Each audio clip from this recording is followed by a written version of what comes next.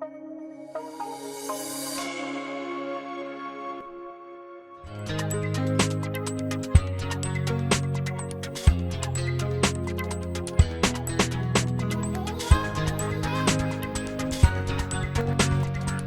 I was. It'd be like that. And it was just like, I was just trying to find what I wanted to do. And like, who are the people that I want to like follow on my journey. Like, it was just really just figuring out the different things that was going on. And on top of that, just getting into college already is so much. Like, so many things are happening, so many distractions. Yeah. A lot is happening. So I'm not gonna lie. Also, like Arthur, my first semester, God wasn't really in my head. But you know, I went back. Of course, I love God. Second semester, I kind of like it was really like January when because I was always like my New Year's resolution, I want to focus on God. So it was really like once I started getting more in tune with God, like I started to figure out things more easily. Like I finally switched my major to a better major, computer science. You know, I took out like some of the friends that were just could be left, you know, and then also like finding better friends, like who really do I want and like to have long term, because I'm not just looking for like period friends, like just that time period. Like I'm looking for long term friends, people like who I could always talk to or whatever. And I also got a better relationship with my mother. Yes, that was like good. Me and my mom were like besties. So I feel like all these things happened because I started like talking to God more. So yeah, that's good. So I gotta thank you. Wow. So that's the benefit of like having a relationship with God. Your life becomes better, even though you go through stress. Yeah, you'll be fine. But you always like overcome. Exactly. Thank you very much. So author line. Okay, so the next question is, how do you handle peer pressure? I would say we're too grown to be getting peer pressured. About to turn 20. That's like that was stuff for like middle school, trying to find yourself. But now it's like, I also say that because I feel like now that I like know the Lord, because you can like know the Lord, but when you're not actively like in His presence, I feel like you deal with a lot of peer pressure between being in like the world and being in the Word. So I would say I don't really deal with the peer pressure because it's like I don't feel like I'm missing out on anything. And it's like I could be, because when you think about like the settings Jesus was really like in the churches. He was in like the streets. He was with like the people that were like sinning and stuff. So it's like I feel like I can be in those settings and stand my ground and stand on my beliefs. And it's like, it's okay. You know, so I don't really get peer pressure anymore at the moment. I don't know. I've been chilling. I'm also naturally a homebody. So it's like, if I say I'm not going, I'm not going. And then I also don't feel the need to be out at unnecessary times in the nighttime. I love to sleep. I love to sleep. I love to nap. So it's like 10, 11, 12. Let's start going home. My social battery is dead. Like I'm already done. Like I'm ready to be home. So it's like, also it depends what we're doing. If we're not doing anything productive, anything where I'm laughing, enjoying myself, y'all just smoking, drinking, I gotta go. I gotta go. So it's like, I don't really deal with peer pressure. Maybe peer pressure in my academics, I would say, because I want to be the best. I want to do the best. So, but I feel like that's like positive peer pressure. You know, like there's positive and negatives to everything. So I would say peer pressure in that. I don't want to be left behind. I don't want to be the friend that falls off. I don't want to be the sister that fails. I want to do this and didn't succeed.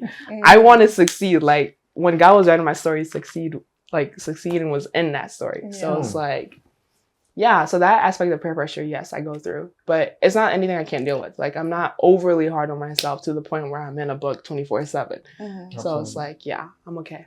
Thank you very much. Harmony. I also don't deal with peer pressure as of now. The last time I ever was actually really dealing with peer pressure was when I was in high school. High school, because that was an era.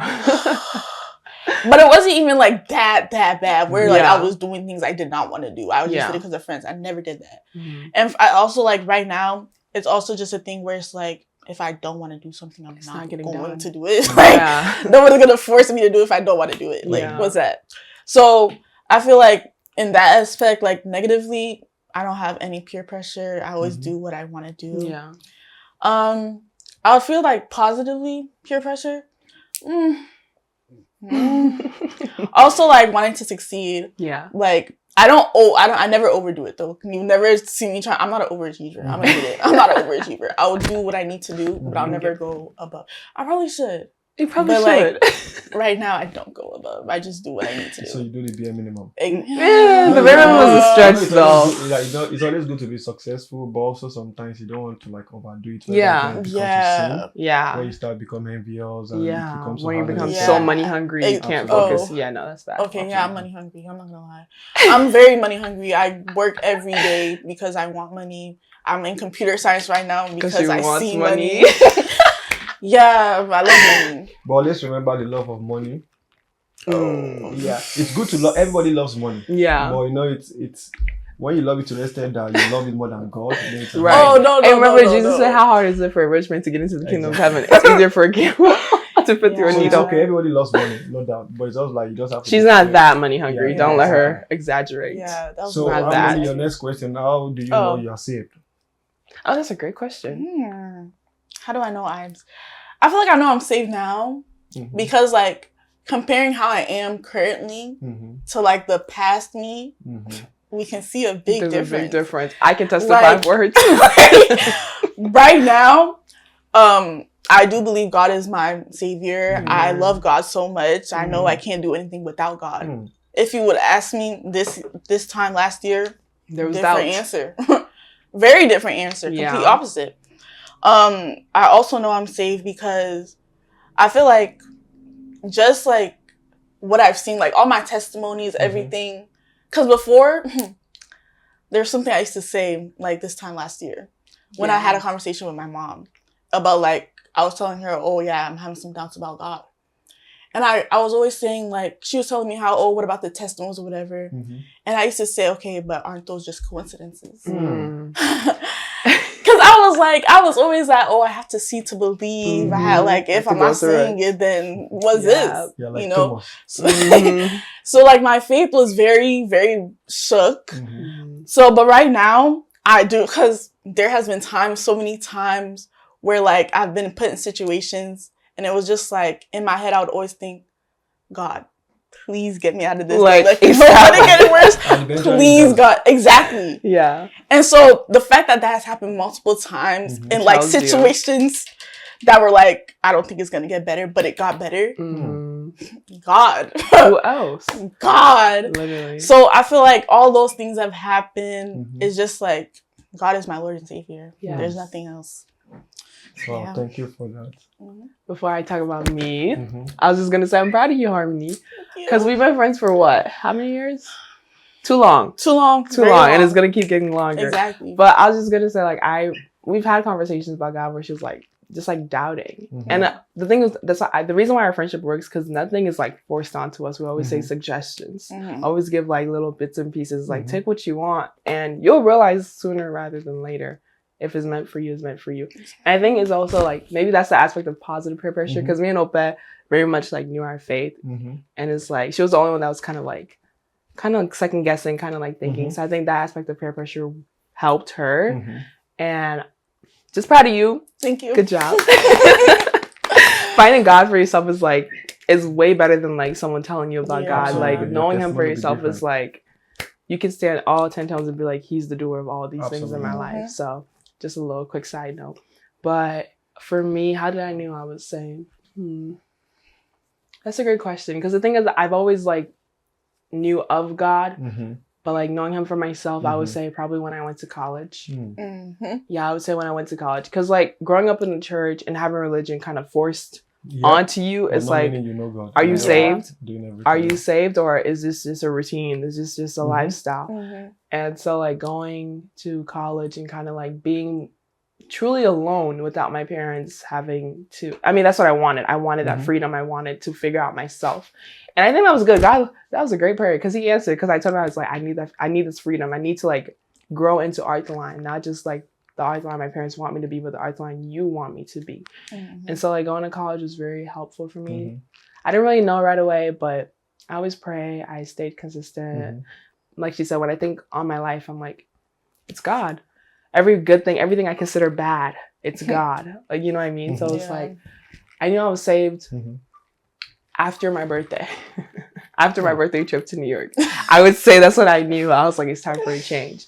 And one of the first things I asked God to help me with was to stop cussing.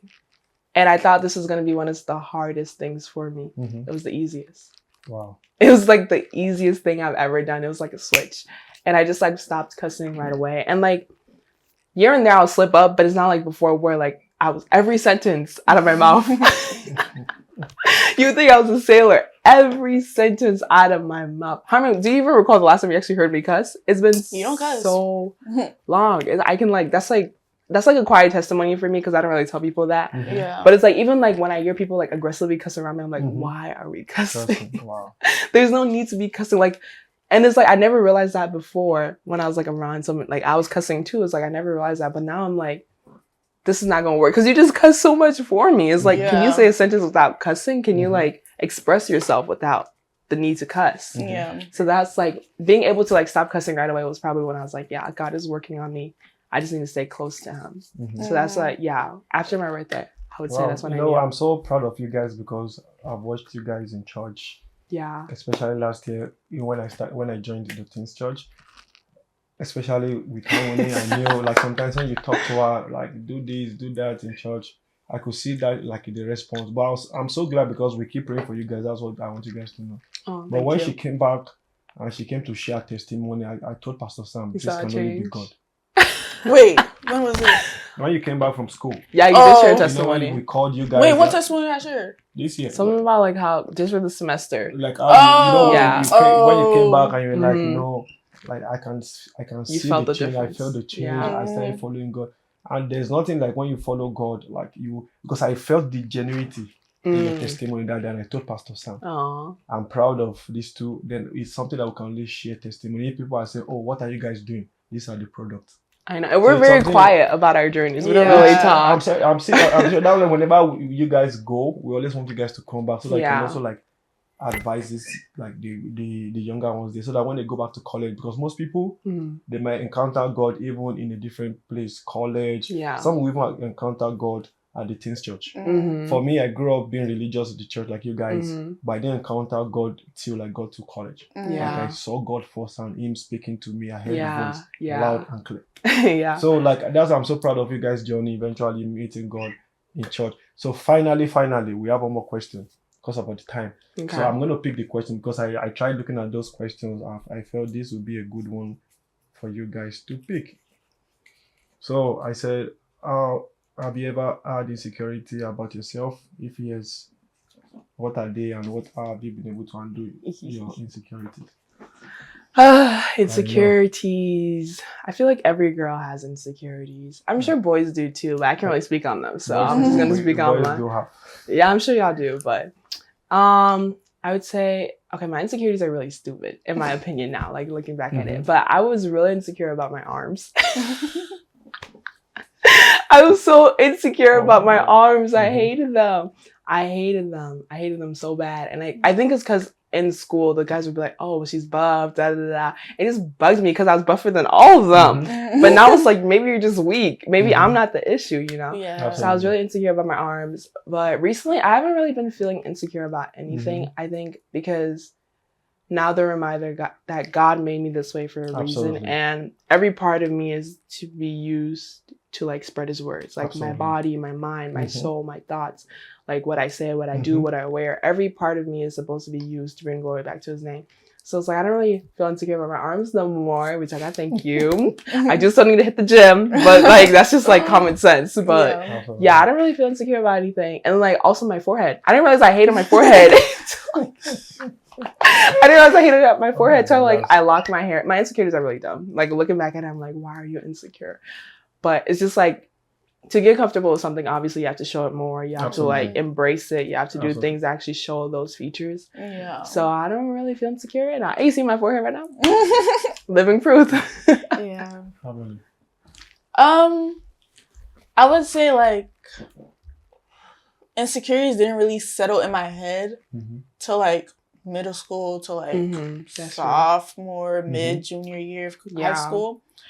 And I would say like just like the main insecurity I had was I would just like see other girls, right? Oh yeah. It was obviously the most common insecurity for girls. Yeah. I would just like see other girls and like compare myself to them and just be like, oh, I wish I could look like them. Yeah. I wish I had hair like them. Yeah. I wish I had clothes and shoes like them. I know. Like, it was so much, and it was just like, oh, like, it was always in my head. And that made me, like, not love myself.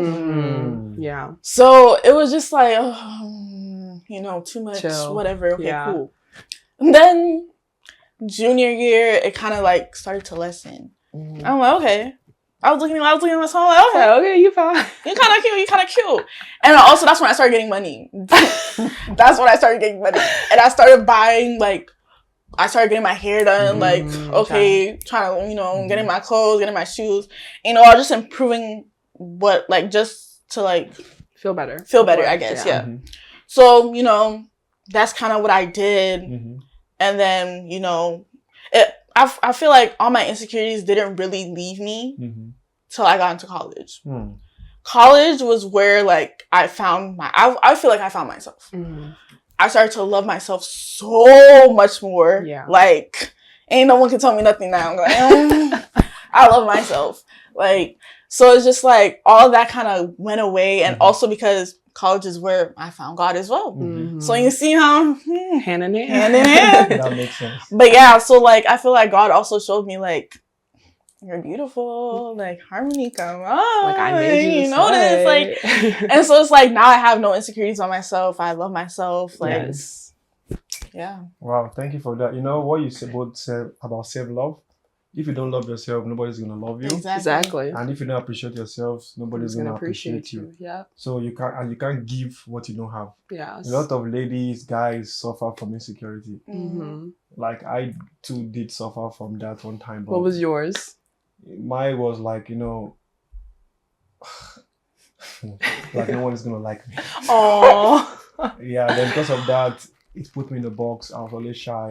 That's so sad. And now this is like the opposite of what I'm doing now. Yeah. I was always shy. I couldn't talk. Yeah. Like do public speaking, and so it's also it got so faithful because I do what I eat. You see what I'm? And now after loving it. Yeah. There's this video I want you guys to watch. We did about self-image. You guys should go watch it on YouTube, like from the reporter. Okay. We really talked about like body image and stuff like that. Why people eat. So for you guys to really appreciate yourself, because you can't change who you are. God made you, like you said, and if God has made you that way, it's for His own good. And He said we are beautifully and wonderfully made. So now we're about to like end this, unfortunately. So what do you guys have to say in 1 minute? Do you have anything to say to the house? It was nice to be here. It felt like I don't know how long we've been recording, but it felt very short. It was nice. I like talking, so this was nice.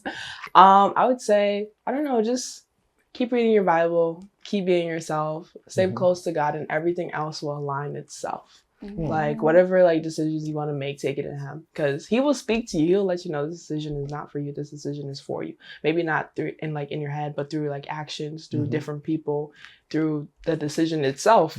So it's like just stay close to Him, and just relax, breathe, and let God take control. That's what I would say. Just breathe, cool your chest.